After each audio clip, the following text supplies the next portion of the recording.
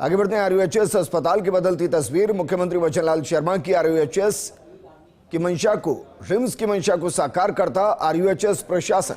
चिकित्सा शिक्षा विभाग के प्रयासों की चलते अस्पताल में लगातार सेवाओं का विस्तार। अस्पताल अधीक्षक डॉक्टर महेश मंगल ने शुरू करवाए आधा दर्जन ऑपरेशन थिएटर।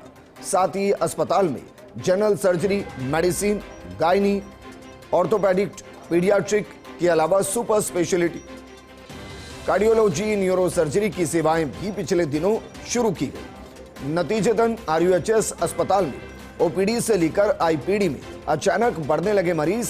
फिलहाल अस्पताल की ओपीडी में रोजाना 2000 से ज्यादा मरीजों का रजिस्ट्रेशन, जबकि आईपीडी में 200 से ज्यादा मरीज भर्ती होकर ट्रीटमेंट ले रहे हैं। हालांकि एसएमएस का विकल्प बनने के लिए काफी सेवाओं की अस्पताल को दरकार है।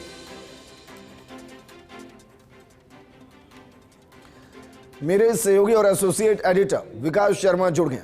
विकास, क्योंकि ये सच है कि आरयूएचएस को एसएमएस के विकल्प के तौर पर देखा जाना चाहिए, लेकिन उसमें एक लंबा सफर है। लेकिन अच्छी बात यह है कि उस सफर की कम से कम एक अच्छी शुरुआत हो तो देर सवेर वो तमाम सुविधाएं हो सकती हैं जो होनी चाहिए।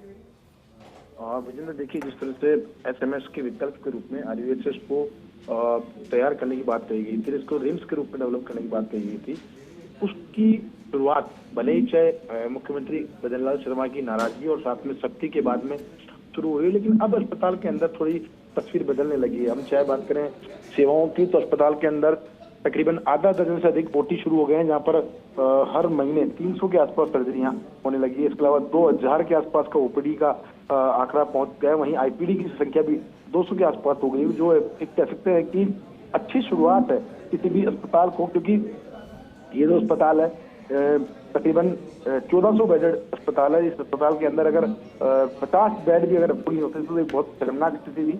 लेकिन जो पिछले दिनों मुख्यमंत्री ने नाराजगी जाहिर की, साथ में सेवाओं को लेकर के जो चिकित्सा शिक्षा विभाग की तरफ से प्रयास किए गए, चाहे वो अस्पताल में डॉक्टरों को भेजने की बात हो, चाहे सेवाओं के विस्तार की बात हो, चाहे वो ओटी शुरू करने की बात हो, चाहे वो जांचों को शुरुआत करने की बात हो, या फिर सुपर स्पेशलिटी सेवाओं के वहां पर शिफ्टिंग की बात हो, इन तमाम तरह की चीजों की जो है रिजल्ट है वो अब देखने को मिला है।